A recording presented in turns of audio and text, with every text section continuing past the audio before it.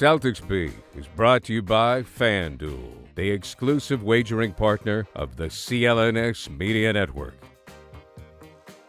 Hey everybody, welcome in. It is a new Celtics Beat. We are sitting here in mid to late August. We're still in that mid window, but whereas we had Sean Grandy on with us last week, and one of the ongoing themes of that show was, when the hell is the NBA going to drop the schedule?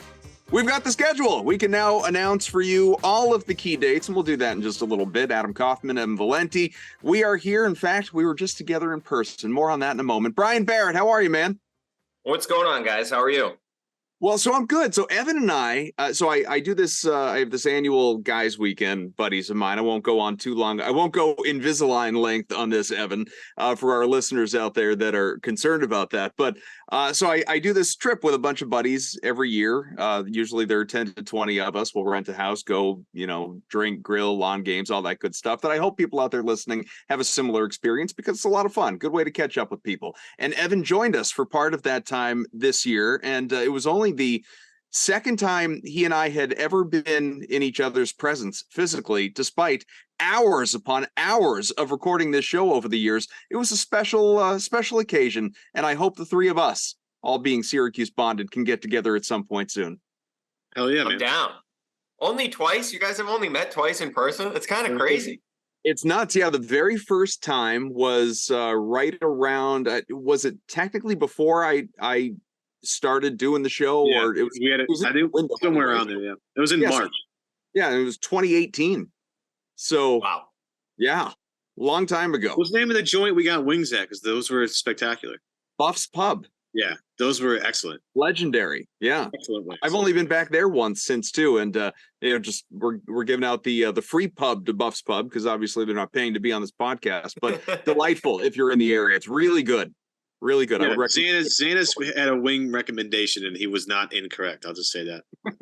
I just want to note it for the audience how badly I beat you in the first game of cornhole. I just want that. And then you were destroyed in the second game. So there's a reason for that. You switched sides. You didn't hang with me the rest of the way. I did, right. Because listen, for anyone that if you're, it took me too long in life to realize this, but with cornhole, it's not even about your ability. You know what it's about? Matchups.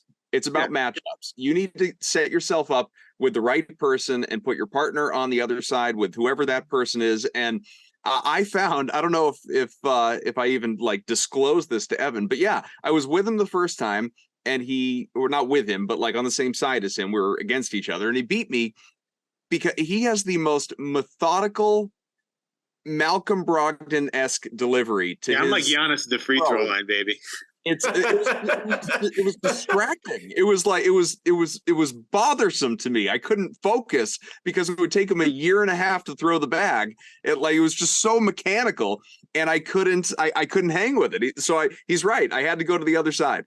It's like a golf swing. You gotta. It's all about repeating the same swing over and over and over again and get consistent results, Coffin. You would know this if you golf. I just throw, man. I just. Obviously, yes. Obviously. You put any English on it? Depends. Throw a little side spin in there. Get the kind of side spin. And the boards we had a little slick. One of them was real slick. One of them wasn't as slick. So you had to kind of get used to. The Syracuse board was pretty slick. That would slide a good amount. Were slick. The other ones were a little bouncy. Yeah, so you got to play the board. You got to play the board, Barrett. Yeah, I feel you on that. I suck at cornhole. I'm not good.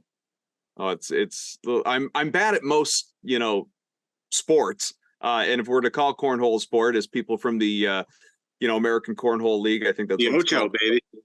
Which I love watching them whenever that's televised on ESPN. The World Championships is incredible.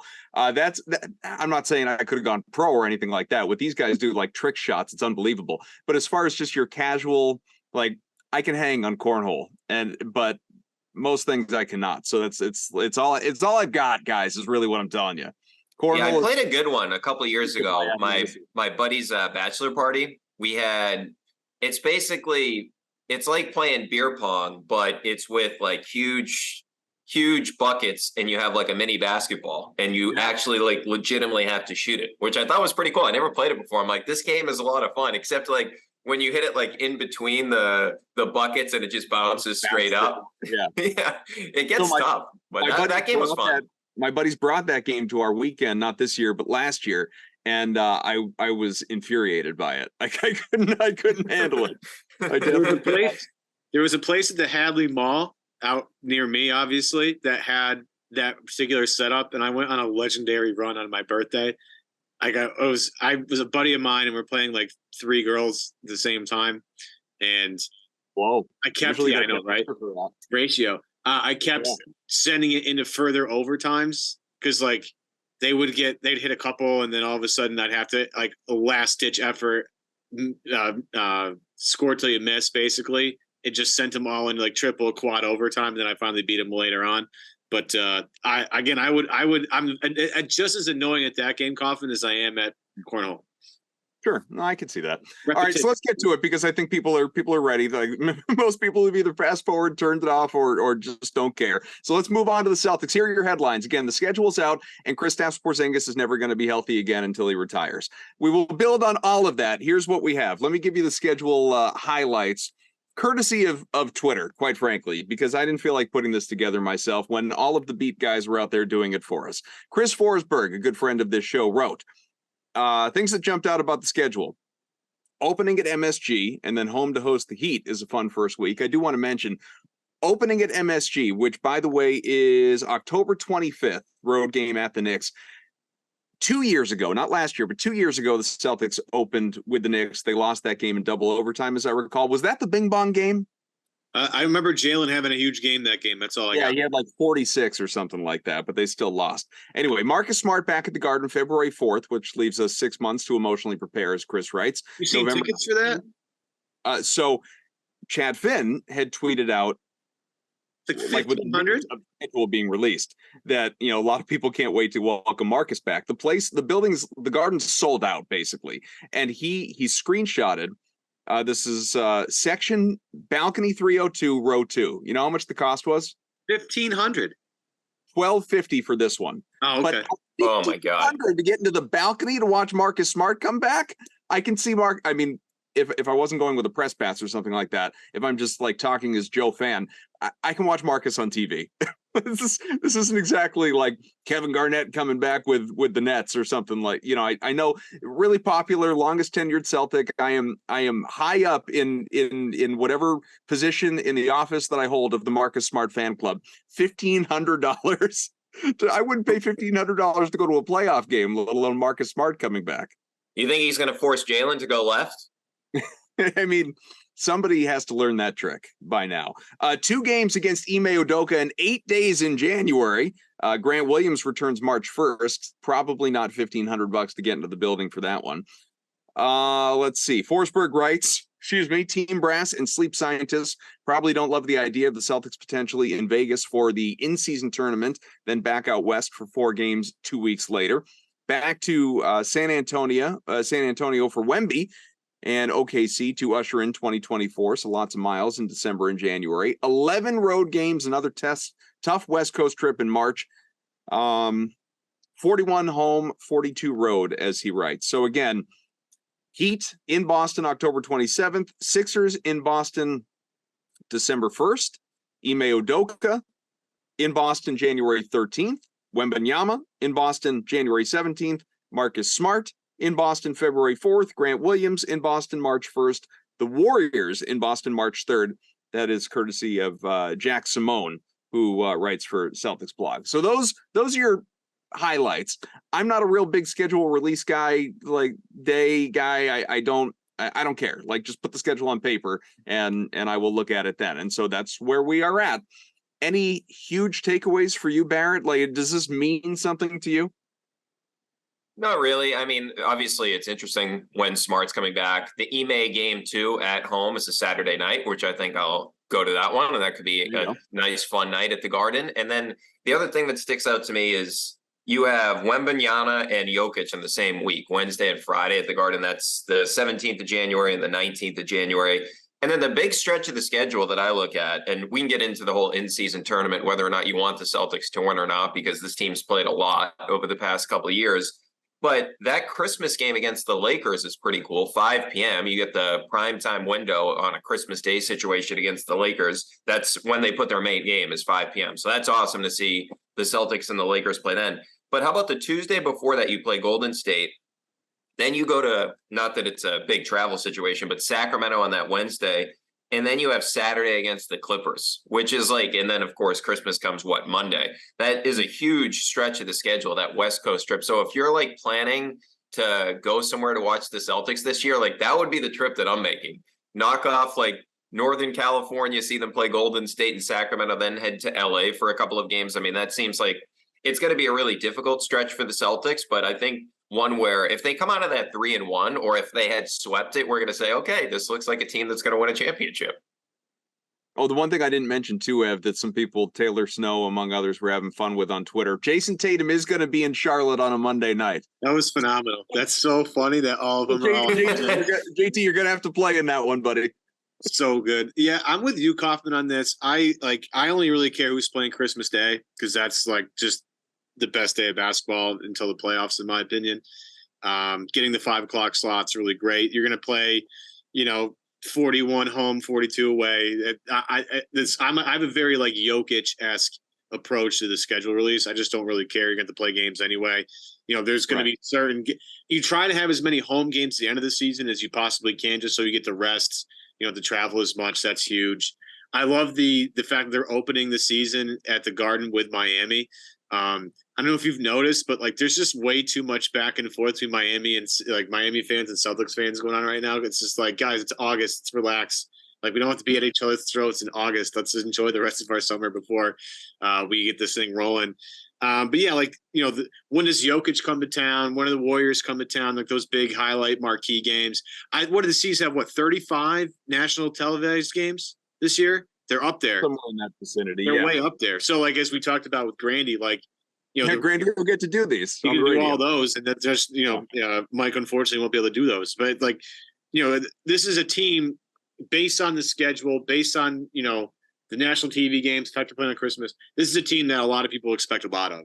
And that's always a good feeling, being in the mix with, Denver and Miami and Golden State. Like, they're a team that people like to watch, and they're a team that's going to be around towards the end of the season. You look at when Giannis comes in, but again, to me, it's just like, you're going to play. We already know you're going to play the West teams twice. You're going to play, inside your conference more than or inside your division more than anybody else. Like that's all I really. The tournament is a little weird wrinkle. I think Barrett's it's interesting that we haven't talked too much about it in terms of them playing more basketball than they normally would have to. So do you throw the tournament to just get more rest? That's going to be interesting. Knowing the way that this team does things, I don't think it's the way that you're not going to throw that away. But no, I'm curious with that tournament. But I think this team is, I think what's the over under 54.5 right now? Correct.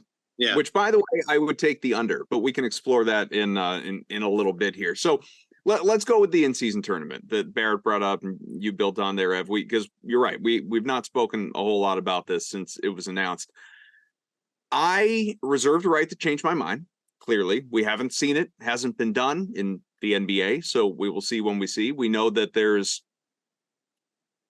financial incentive for players, for teams to win this thing. So there's motivation that exists for them that doesn't exist, obviously, for fans that are going to be sitting there saying load management and rest your guys and be healthy for the stretch. And, that like winning at the end is when it matters, not in the middle of the year when teams like the Sacramento Kings might be raising an in-season tournament banner. I have no idea how this thing is going to play out. But what I will say is initial feeling, I don't care about this tournament at all. I wish it didn't exist.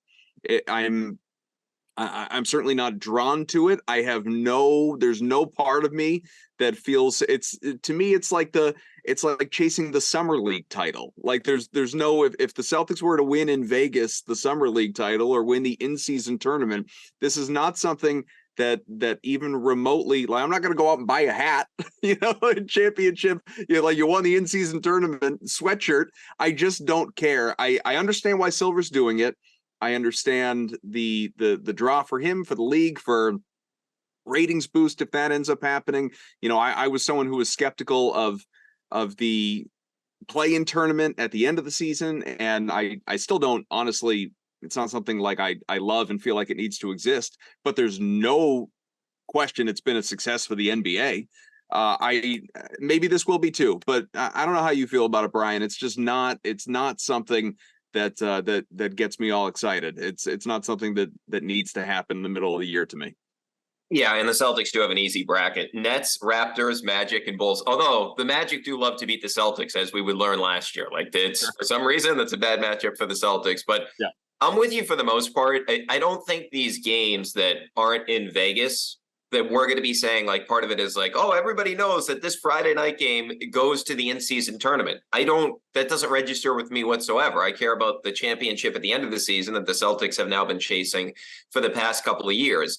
I do think that, okay, let's see what this looks like in 5 to 10 years, right? Because when you start all these new things like this year, I don't think it's going to be incredibly, like, everyone's going to be incredibly excited for it, right? But the Vegas thing, maybe that's like a little twist on it that they're actually in Vegas, but I don't even think we're going to notice it until it gets to there. It's just going to be a regular Friday night game. I will say this, like, the WNBA players seem to really like it. The Commissioner's Cup that they played for, where I think it was Breanna Stewart of the Liberty said, like, this is their goal. I don't think we're going to have that in the NBA, where it was a goal for their team to win the Commissioner's Cup, the in-season tournament. I don't think we're going to see that with the Celtics. Like, that's definitely not their goal. Their goals are bigger. And I do wonder too, like, this whole idea of load management.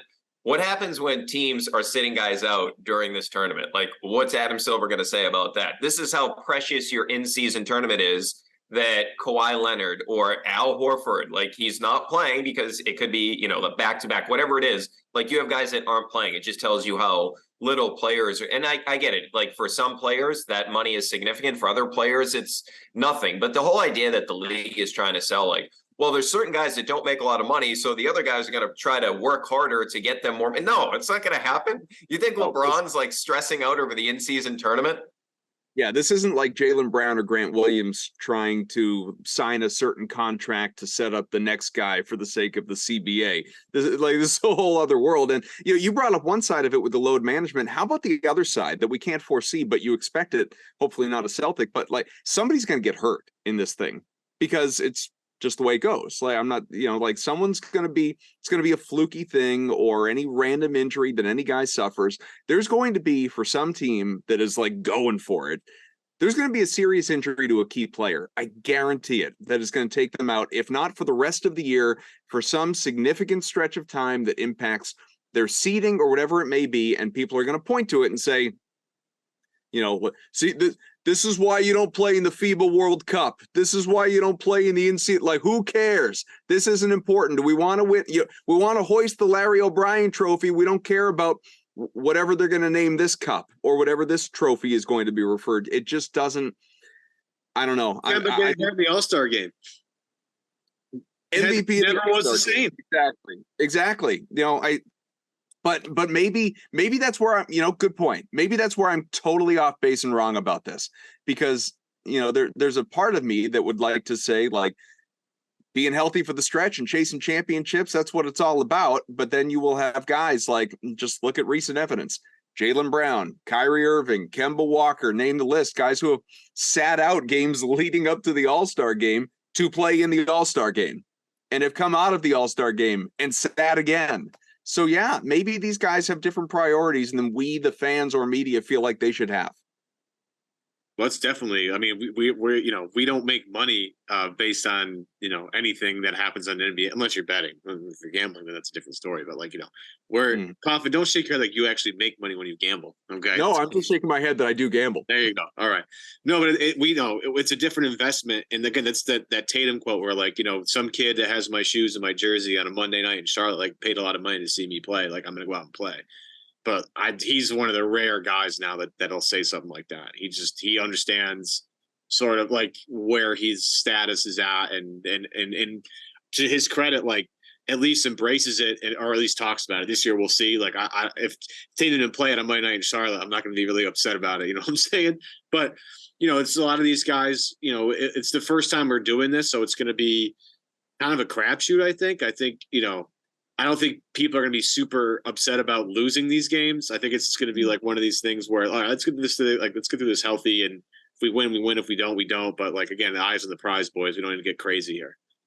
Yeah, and I think in some sense, like, from a Celtics angle, it's not as interesting for us because we've been accustomed to this team trying to compete for a championship. So for the Celtics during the regular season, I know every once in a while there's bad games, but most of their games have a storyline that comes out of it. Most of their games are entertaining. Like the storyline perspective, remember when they got killed by Oklahoma City last year? And we're like, what's wrong with this team? What's going on? And they lose a game to the Rockets, and we're saying, what's going on with that? But for a lot of these other teams, like up and coming teams across the league, maybe for their fan bases, it is more exciting, where there's actually like, oh, reasons for these guys to try to win these games. And maybe from some of these teams, like the Kings, you guys mentioned, right? A team that took a huge step last year. It's a good team. They lost to the Warriors in the first round. This may be something that they look back at and say, hey, we built on this, and this helped us win a playoff series. I just think the Celtics are one of the rare teams where it really means nothing to them, because out of all the teams in the league, like, and you look at the pressure to win a championship, they're right up there, right? I mean, the 76ers, that team's a mess right now with the whole Harden situation. That would be one of the other candidates. The Lakers have already won a championship with LeBron, even though it was in the bubble. Golden State, we know, has already won 4 championships. Milwaukee has won a championship with Giannis. Jokic has his ring. So really across the league, who has more pressure on them this year? Maybe the Suns. That would be the only other team, right? Because that group has just come together. Durant still hasn't won a championship without Steph Curry. So maybe there's pressure on that Suns team. But really, the Celtics are the number 1 team in the league where you're saying there's pressure. Now, you have a situation where you brought in 2 assistant coaches. So, hey, Joe, if it doesn't work out, if you're not doing a good job, we get 2 guys here that are capable of being a head coach. And I'm not saying the Celtics want that to happen. They clearly are invested in Joe. But you get my point here. Is there's a lot of pressure. Now that Jalen has signed the extension, it's time to get one here. Like the time is now for the Celtics team to get one. So that was my long-winded answer of saying why I don't think it's interesting from a Celtics angle. That was, in short, here on Celtics Beat, and probably on behalf of the entire organization, we are in-season tournament snobs. We are above this. So you brought up the Joe Mazzulla thing, and this wasn't even really on my radar as a talking point, but let's get into it a little bit. I was one of those people that was very vocal on this show. Like, go back, listen to the tape. It's there every week when people are saying, you know, is Joe's job on the line if they fall short in X round, or if they get upset by X team, whatever. As soon as they gave him the title without the interim tag and the extension, I was firmly on the record that Joe Mazzulla would be back this year, that there was almost nothing that could cost him his job, because it's just a bad look. It's embarrassing. You take you make them the guy. They go on a little bit of a skid. Obviously, fell shorter in the playoffs, not as short as they could have at points, but you know, didn't live up to the potential, the hype. We thought they were going to be back in the NBA Finals, if not win the damn thing, and you know, had to rally from down 0-3 to come back to even force a Game 7. That was, you know, taken after going too long against the Sixers, going too long against the Hawks. They were not the dominant team that we all hoped or expected they would be. All of that being said, while I do think bringing in a couple of assistant coaches maybe gives them an in-house option they didn't have before, I still can't fathom what it would take for Joe Mazzulla to get canned this year.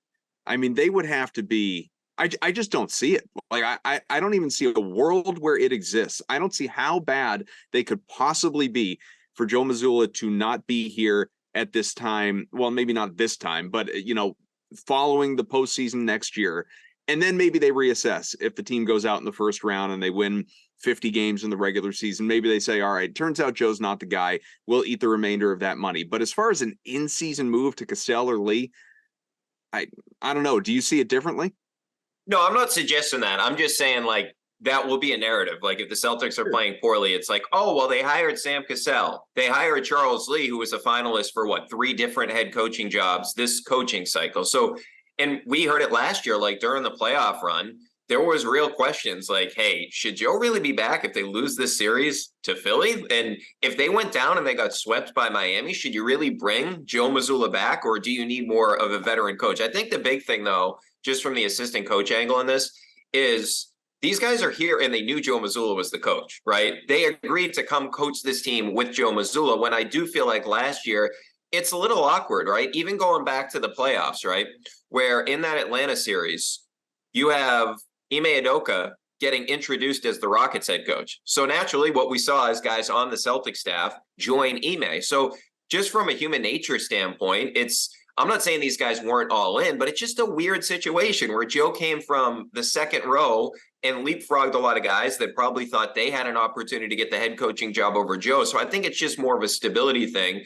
And just on Cassell, I think one of the things that Cassell can bring to the table, and I was having this conversation a couple of weeks ago, I forget who I was having this with. So unfortunately, I can't give the person the credit because I forget who it was, but they made a really good point. So it is this person's point that I'm making is he coached Embiid in Philly, right?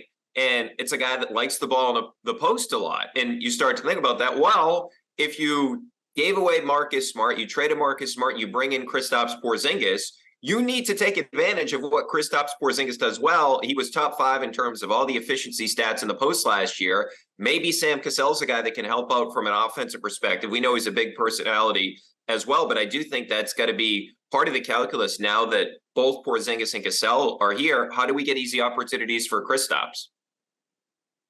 Yeah, I agree with that, but I definitely don't see, unless something goes catastrophic, a mid-season firing here. And I don't think it's going to be catastrophic because if it's bad, like it's probably injury related, right? It's probably because like Porzingis never plays and Malcolm's never the same, and I can see it going poorly just because so many guys are getting injured. So there's your built-in excuse right there.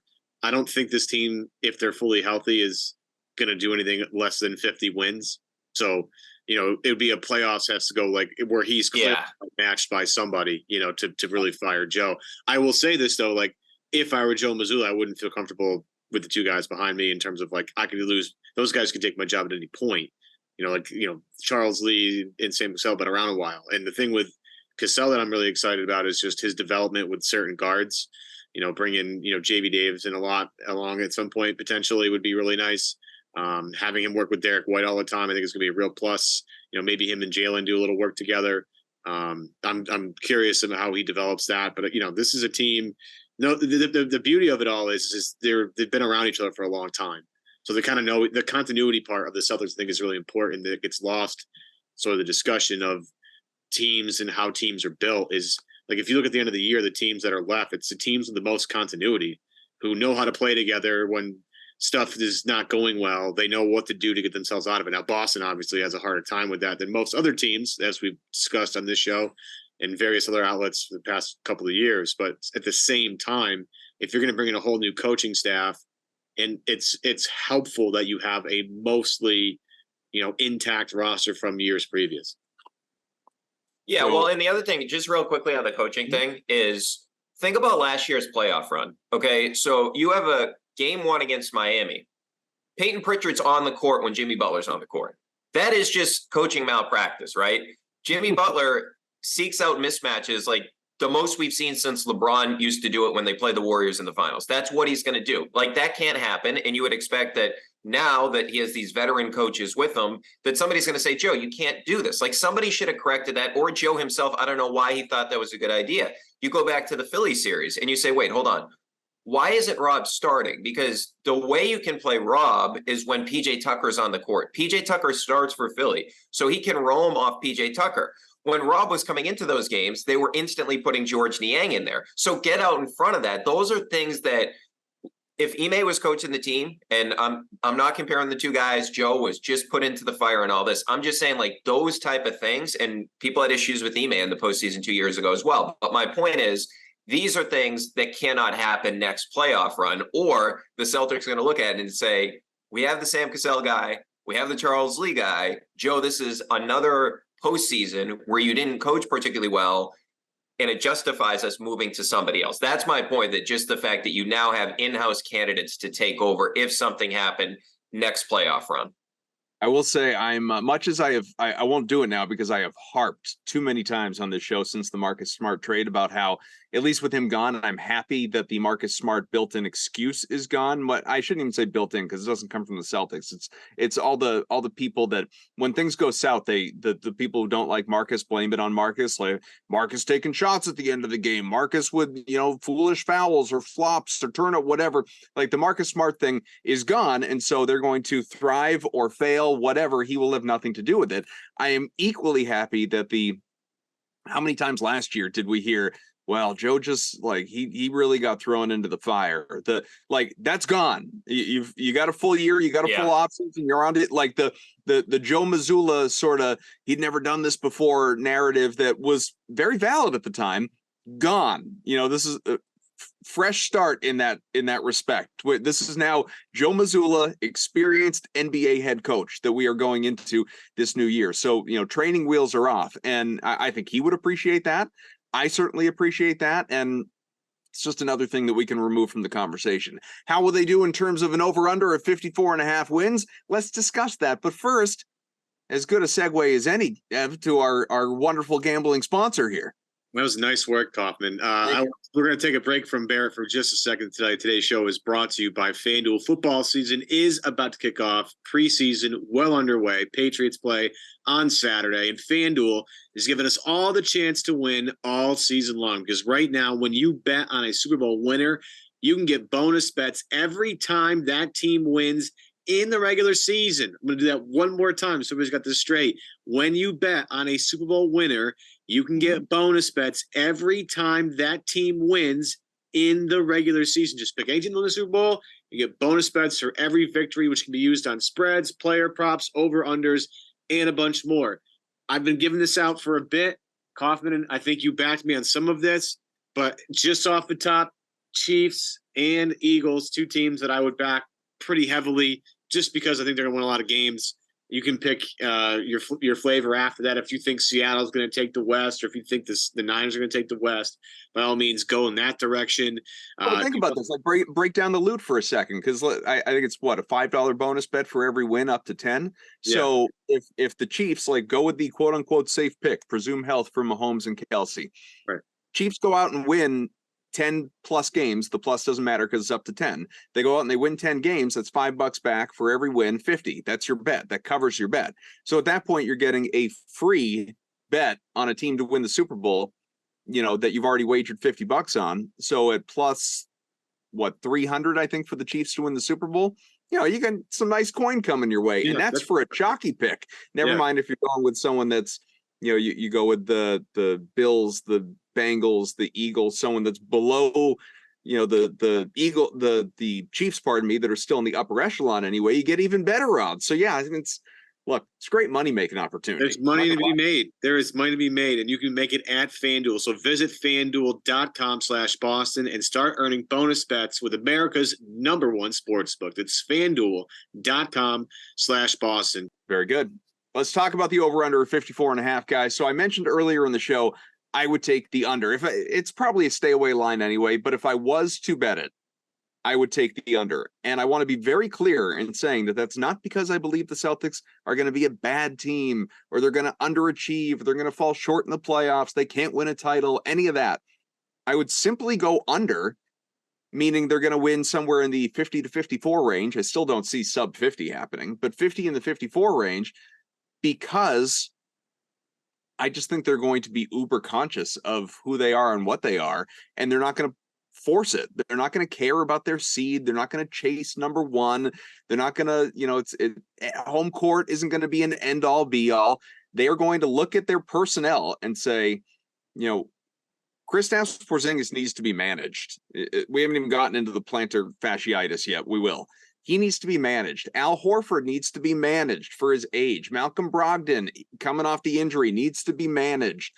Rob Williams needs to be managed. There's that doesn't mean specifically load management. Maybe there's a percentage of games that guys miss, and like Porzingis, get the duck boats ready if he even plays in 60 games. But we're talking about, it's more minutes being managed when I say that. And I think you need to be conscious, not conservative, but conscious of the Jays minutes as well. So this team coming in sub 55 wins is super realistic to me. And I would be more inclined, Barrett, to go in that direction than I would be to say they're going to win 55 plus. Yeah, it's good. It's a good line. That's why they have casinos in Vegas. I would say I would go over. I just think that this team is going to be way better offensively, even though they had one of the best offenses in the league. I think they're going to score easier, right? Because of the fact that, and I know the whole thing with Porzingis, but I just think about the matchups you can use. if it was me and I look at what I'm doing if I'm Missoula, I would basically have, and I chatted with Michael Pina about this a couple of weeks ago, I would have Jalen and Porzingis on the court together, because we know that Jalen has issues at times with his ball handling. Porzingis is a floor spacer. He can be a roll man as well. It just makes the read so much easier for Jalen when he's handling the ball. So I would have those two guys on the court together. And then I would have Tatum playing the minutes with Rob, where we know Tatum and Rob, I mean, look at the impact metrics with those two guys on the court together the past couple of years. So I think when you're talking about the non-Tatum minutes that have been an issue over the past couple of years, this should be your best chance to actually have those be good. And you look at Porzingis last year, he was through the roof in the impact metrics, and it's not like he had a lot of good teammates when he was playing with the Washington Wizards, right? So I just think that and this is a situation that we ask questions about during the playoffs for the past years. What are they doing when Tatum is off the court? I think that Joe Mazzulla and that coaching staff should be able to come up with lineups that really you can actually play well when Tatum's off the court. And I actually think you can even keep Derek White on the court with Jalen and Porzingis as well, because what we've seen with Tatum, it really doesn't matter who plays with them. Like, he's always, when he's on the court, they're always going to have a good offensive rating. If you have Rob out there with him, and I'd like him to play more minutes with Pritchard too this season. It's weird. Like 2 years ago, their numbers with Pritchard on the court, they actually played at a slower pace, which I thought was really weird. But his most used lineups, he had Al Horford in there. In his second most used lineups, he had Daniel Tice in there. Like Pritchard, one of the things when I watch him, I'm like, it doesn't match up with the numbers because he's always pushing the basketball, right? So I think with Pritchard out there too, you can play at a faster pace. So that's why I'd go over, just because I think that they're going to get back. They're going to get back to their defensive identity, even though Smart is out of the equation. That certainly needs to be emphasized more. Despite them being number 2 in the league, we saw in the playoffs, they certainly did not play like the number 2 defense in the league. But the other portion of it, I think offensively, they are more talented from a personnel perspective, even if they have less capable rotation players. They have more offensive firepower. Yeah, think about this though: the lack of talent in that conference, like. A lot of talent moved to the other conference. Like, what teams really scared you? I mean, obviously there's schedule losses and you're not going to win them all. I get that. Well, you're also not only playing the East. I mean, you are seeing the West. That's true, but you're playing the majority of your games against your conference, right? You're playing the majority of your games against a division that, I mean, look, the Knicks gave the Celtics all they could handle last year. That's not saying that the Knicks are a bad opponent, but the Knicks and the Celtics, I think, are in 2 different tiers, right?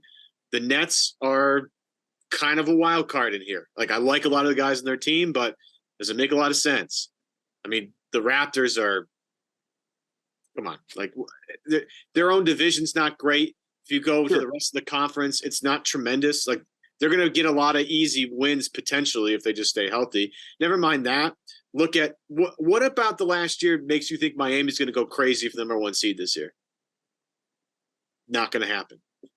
Look at the Bucks. Yeah, they could be tougher though. Because the whole Lillard thing's out there. But I'm with you for the most part. I agree with what you're saying. The Bucks, as much as we care about the Celtics' health problems, which is definitely something they should be worried about, the Bucks have also health problems. Like, Brook Lopez is super old. Chris Middleton hasn't looked the same since that injury.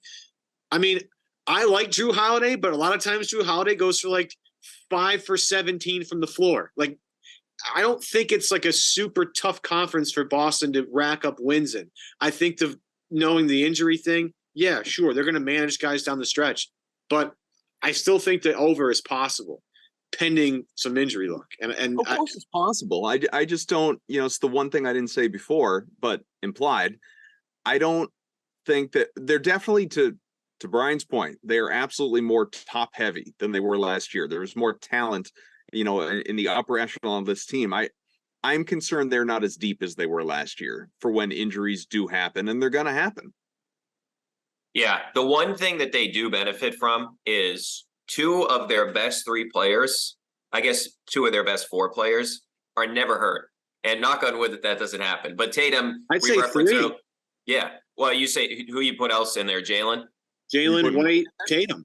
Yeah, I was going to say White and Tatum. Like, Jalen's had his issues, but you're right. For the most part, he stays healthy. But Tatum, we mentioned earlier the Charlotte thing. Like, he plays in every game, and Derek White literally plays in every game. He played in 82 games last season. He legitimately plays in every game. So, yeah, when you have those 2 guys that are going to play most of the games, Derek White, I'm sure, is going to want to do it again where he plays every game next season, I think it's just really beneficial. And the other thing I would say too is one of the things last year that they went to not as much as I would have liked them to go to. And part of that is because Marcus Smart was on the team. And this is not me taking a shot at Marcus, but the numbers with Derek White at the point guard position last season, when he actually played point guard via cleaning the glass, 21% of his minutes, only 21%. So about a fifth of his minutes, the Celtics, and in those minutes, 121.9 offensive rating, 93rd percentile, 106.2 defensive rating, 96th percentile, plus 15.7 net rating, 99th percentile. Because he's the smallest guy in the court, but he's also an all NBA defender. You have these big wings around him. You can play double big. So just getting more Derek White minutes in terms of at the point guard position, and to something we mentioned earlier with Marcus Smart, everybody put the blame on him. The one thing I will say is Derek White, I mean, we've had these conversations. He should have got more fourth quarter minutes. There's no reason that you had both Marcus Smart and Brogdon average more fourth quarter minutes than Derek White last season. He was unequivocally the Celtics' third best player. You could make an argument from an impact metric standpoint. He was their second best player. He should have been on the court in the fourth quarter. So I think having that lineup out there with White and with Tatum and with Brown at the end of these games, they're going to be much better closing out games. And I know their record was fine in clutch games last season, but they're going to be better when it comes to execution late in games. I'll push back a little bit on the Jaylen Brown health thing now that I've actually looked at the numbers. So he has missed at least 13 games, anywhere between 13 and 23 games each of the last 4 years. He has topped out at 67 games. I know 67 is still majority, but like, you know, if like we celebrate when a guy like Porzingis plays that many games. That's healthy in this day and age, Kaufman. For me personally, like keep him away from plants. Yeah, right. That's our main thing here. But it's not like he's a Kawhi Leonard situation where like no, he's not this. Yeah, when you think injury risks on this team, there's a reason I didn't mention him when I listed off all those other guys that you need to manage. Like Brown, barring some freak thing that costs him a few games here, a few games there, he should be on the court. I generally agree. So Porzingis, I've alluded to this a couple of times. The news has come out that obviously he's missing the FIBA World Cup. He's dealing with the plantar fasciitis that 3 to 4 weeks or something like that was the timeline. But bottom line, they said he should be ready for the start of camp. Great. I just wonder to what degree this is going to be like the Celtics, to use the word again, managed. To what degree the Celtics are going to have to manage him and his workload more so than we already thought. We already knew that, like you're lucky if he plays more than 60 games. It was a celebration when he played 65 or whatever for the Wizards last year. And granted, he could have played more. They sat him at the end of the year.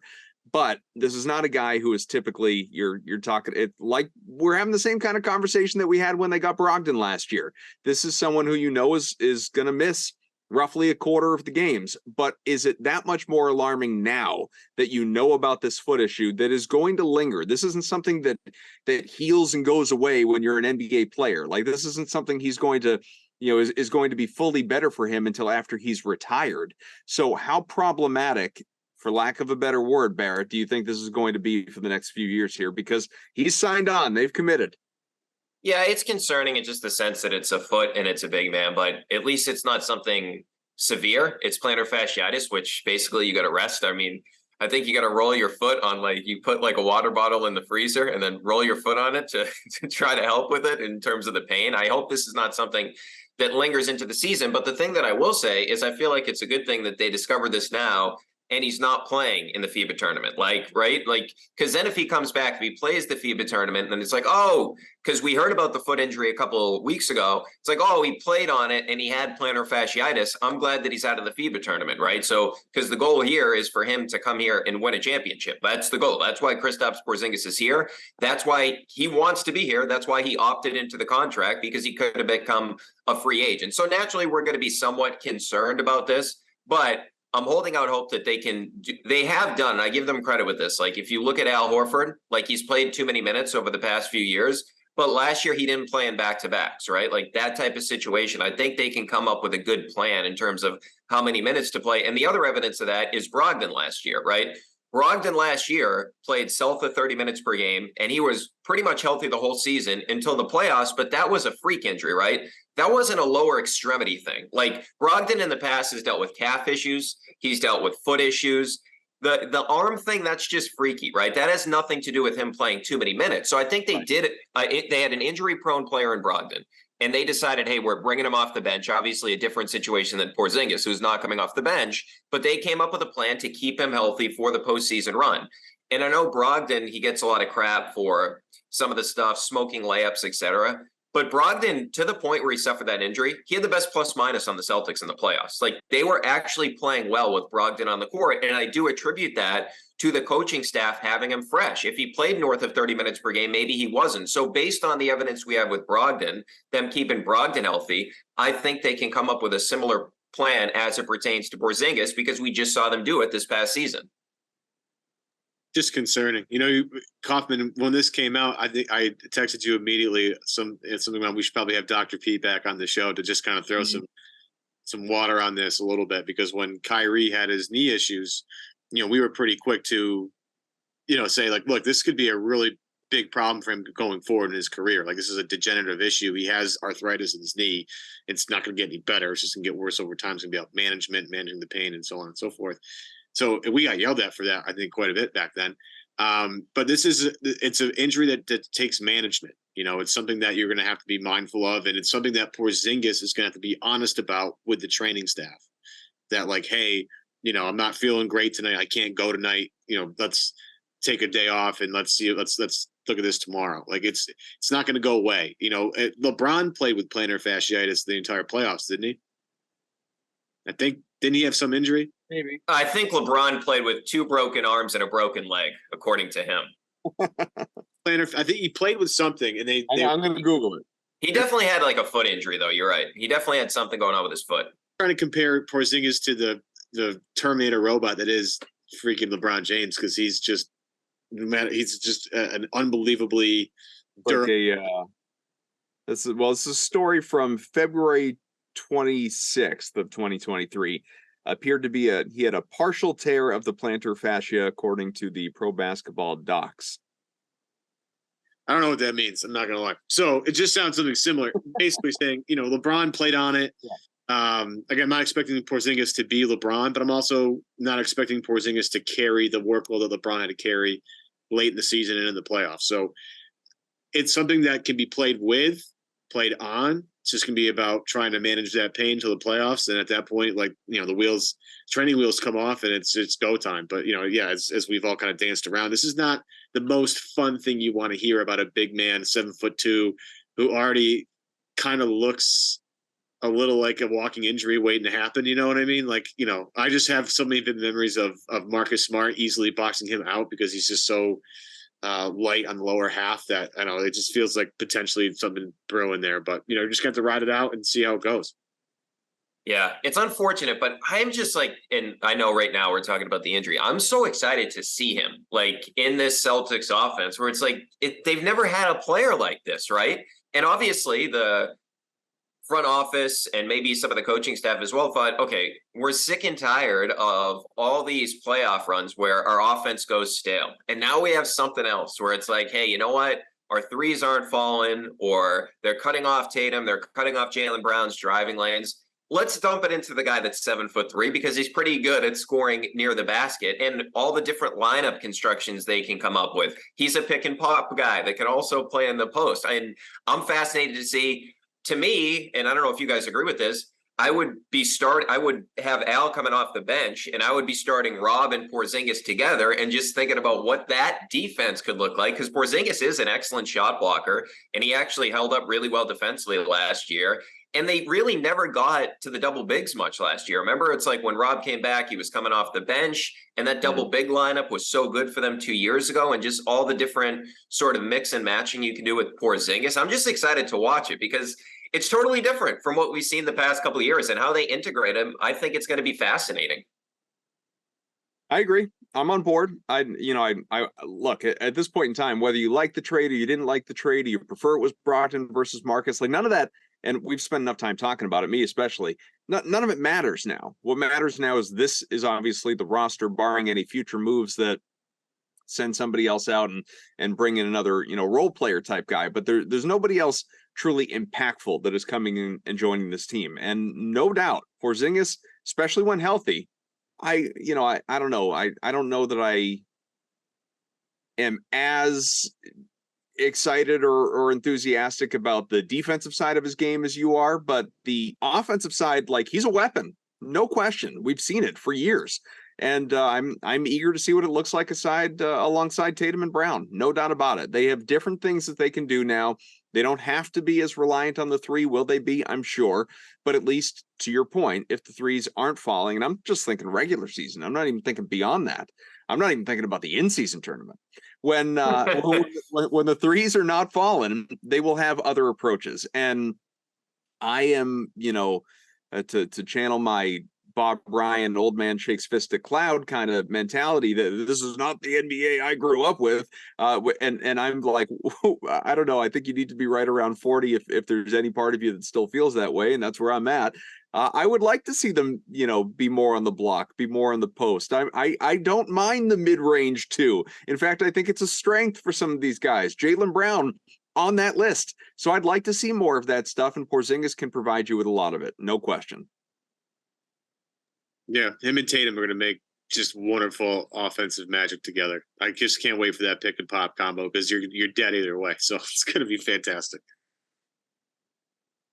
Are there any other, before we kind of wrap this thing up, I don't know, is there anything else, like the schedule's out, injury news is out, anything else that you are waiting on, curious about as we approach the start of training camp and exhibition games and all of that? Like the remaining roster spots, and will Blake Griffin be back or somebody like that? Or, someone who's most people have never heard of that potentially they signed to a back end of the roster deal. Is any of that stuff kind of on your radar? Or are you at this point, much like many people, I'm sure, just kind of, okay, now we're waiting, let's get there?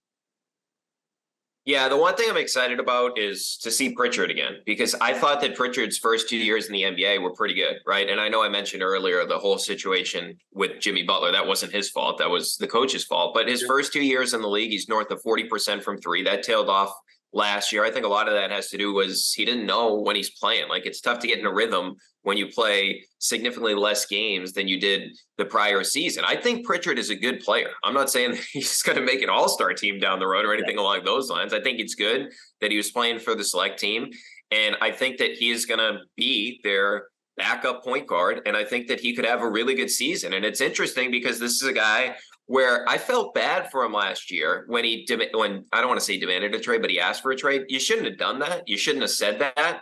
But I totally can understand where he's coming from, because if you look across the league, basically almost every other team in the league, Pritchard would have been getting significant minutes for. And unfortunately, you were in a situation, if you're Pritchard, where you had Smart, you had Brogdon, you had Derek White, and Jaylen Brown, of course, we know plays the two at times as well. So you were stuck behind those guys. So I really want to see what Pritchard does, where you would think that, how many minutes a game do you think he plays?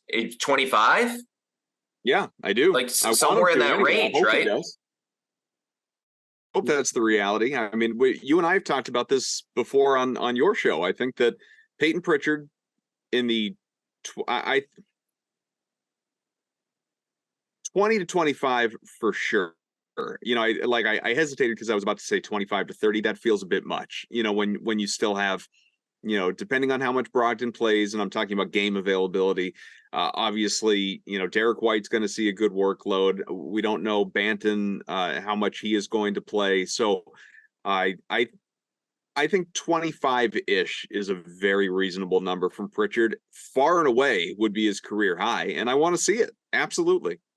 Well, isn't it crazy too? Like, he went from, hey, basically you're going to be out of the rotation most games last year, to, hey, man, actually, we got a big job for you this year. Like, now that Marcus Smart is gone, like, you have to do a lot more. And who knows with the Brogdon situation based on his health. But it's kind of crazy to think about a player from 1 year to the next on a team that basically has the same aspirations, right? They're a championship level team. Like usually this happens when a guy goes to a different team. Like Grant's going to have a bigger role with Dallas. It usually doesn't happen.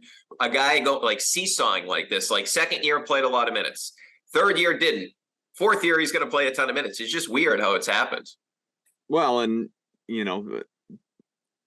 it's probably not often too that a guy has to go through so many coaches and regimes and try and kind of reprove himself every time. Like I think Brad Stevens, and obviously he was one of the people involved in drafting him, but I think Brad really liked Peyton, and we saw some of that reflected in his playing time back when Brad was still coaching. And then honestly, I thought that he was going to have a more consistent role with Ime, not only because of his strengths, just I don't know. Ime's a sucker for Portland guys, and he's he's from Oregon.